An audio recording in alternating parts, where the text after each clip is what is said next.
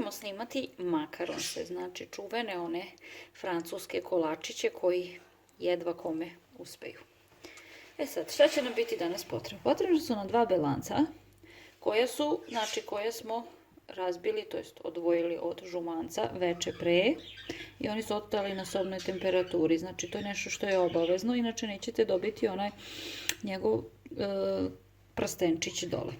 Potrebno nam je 50 g kristal šećera, 80 g bademovog brašna, znači koje smo 2 puta prosejali da ne bi ništa krupno ostalo, tako da smo dobili ovako skoro sitno bademovo brašno i potrebno nam je 120 g šećera u prahu koji smo isto tako 2 puta prosejali da ne bi bilo grudvica. Šta prvo radimo? Prvo ćemo znači umutiti belanca. Znači, krećemo tako što samo mutimo belanca, postepeno ćemo dodavati kristal šećer. Ne sme se dodati odjednom, treba ga dodati u par navrata.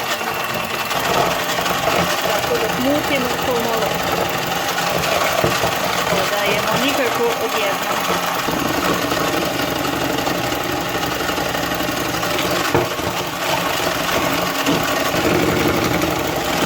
Dodali smo sada sve. I sad mutimo u čvrst sneg, znači mora biti čvrsto da kad okrenete ovu činiju, da to nigde ne mrzi. Znači pošto smo sad umutili belanca i šećer, znači vidite sad kako to mora da stoji, ne sme da se mrda nigde. Sljedeće sad šta ćemo raditi, znači prah, šećer, znači još jednom napominjem, znači mora biti sitno samleven, mora biti prosejan barem 2 puta, isto tako znači i ovo bademovo brašno, dešava se.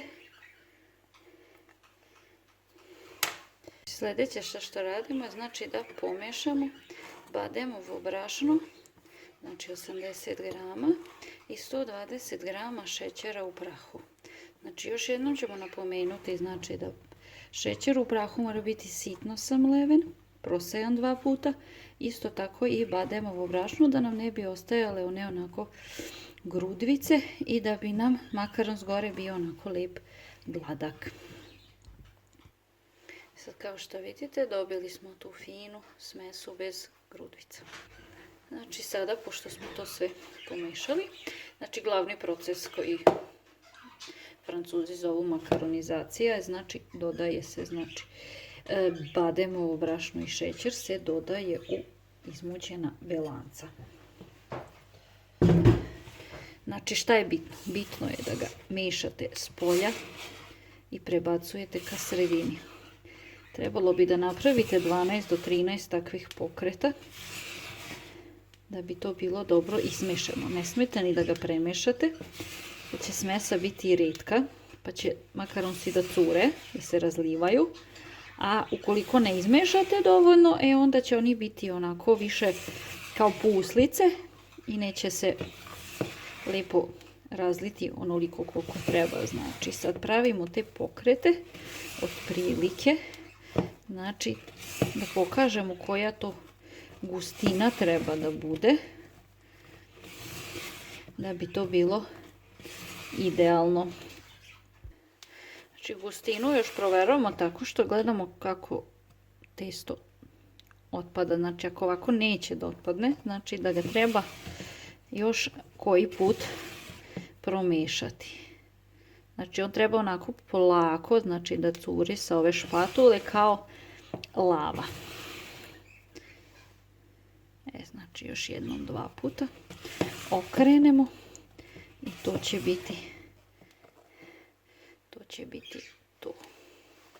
Znači to je sad otprilike ta neka gustina smese, znači da bi se oni lijepo razlivali, a da se ne rascure. Sljedeće što nam je potrebno, znači da bi vam bilo lakše, znači uzmete običan beli papir i na njemu šestarom iscrtate krugove, znači punimo u krug. Znači preko toga stavite ovaj papir za pečenje i možemo da počnemo. Znači pošto smo napunili ovu kesu, znači ne koristim ja nikakvu sada konkretno modlu, znači bez modle idemo. Znači polako samo istiskujemo, znači u taj krug.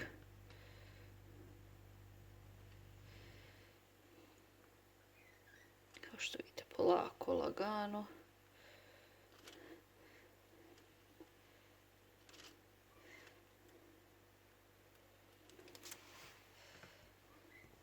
Eto, sad kada smo ih izlili, vidite, nigde ne mrdaju.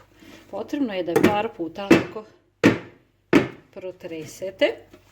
Znači, možete i više puta, da ako se neki vazduh zadrža unutra, da se to lijepo slegne. Sad sljedeće što je potrebno, potrebno da oni odstoje od pola sata do sat vremena na sobnoj temperaturi.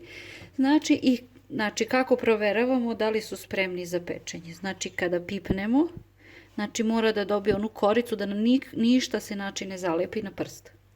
Nakon čega ide na pečenje, to jest, ja bih rekla više sušenje, na 140 stepeni 15 minuta. I to je na makaronsi sada tako nekih 45 minuta. Znači pipnemo ih, ne sme ništa da ostane na prstu. Znači dobili su tu njihovu koricu i sada idu na pečenje. Znači ono što nisam prethodno rekla je znači da rernu treba ugrejati već na 140. I sad idemo da ih pečemo na tu nekih 140, kako smo rekli, stepeni. Znači, evo sada, znači vidite kako se formira taj njihov prsten, odnosno kako to drugi zovu stopica. Znači, možete slobodno u toku tih 15 minuta da otvorite tako na par sekundi rirnu kako bi izašlo to sve što isparava. Pečenja. Znači tih 15 minuta oni treba da izgledaju ovako. Naravno može vam se uvek desiti da neki pukne kao što je sad na primjer ovaj. Ali sve je to jako ukusno. Ako dođete do ove faze da vam ovako izgledaju, to je onda jako super. Znači morate polako s njima, pošto su oni dosta krti. I sad ostavljamo znači da se oni ohlade. Pa ćemo da ih filujemo. Znači, pri kretanju filovanja da pokažem, znači oni kad se ispeku, znači sa ove donje strane treba da izgledaju ovako lijepo, ravno, znači kao što sam napomenula jako su krti. I znači jednostavno spajamo dva takva kraja sa znači filom. Sad fil, kao fil ja ću ga znači sada filovati 100 grama čokolade sam otopila sa vrlo malo slatke pavlake, znači da bi fil bio gust. Vi možete filovati običnim eurokremom, nutelom, bilo koji vaš fil koji obožavate, znači samo da bude nešto da ima potrebnu gustinu da bi se moglo sa njim filovati. Znači, evo uzeli smo opet onu kesu, malo čokoladnog fila, možete i više, ne može da škodi, što više to i bolje. Ovako ih lijepo spojimo, znači, i ostavljamo ovako jednu plastičnu posudicu, znači oni moraju da, znači nisu ukusni kako treba dok ne odstoje neko vrijeme u frižideru, što znači da ih treba lijepo najbolje danas napravite, ostavite u frižideru i onda ih sutra jedete. I evo znači, uzimamo opet drugu polovinu. Sad oni su trenutno bijeli, bezbojni, jer ja nisam stavljala boju u njih. U nekom od narednih snimaka ćemo praviti makaronse sa dodavanjem boje. Će oni biti šareniji i mnogo lepši. Tako da, ako vam se sviđa ovaj kao i svi drugi videi, zapratite Aninu kuhinjicu na YouTube-u, tako ćete redovno dobijati obaveštenja o novim receptima i do sljedećeg videa. Puno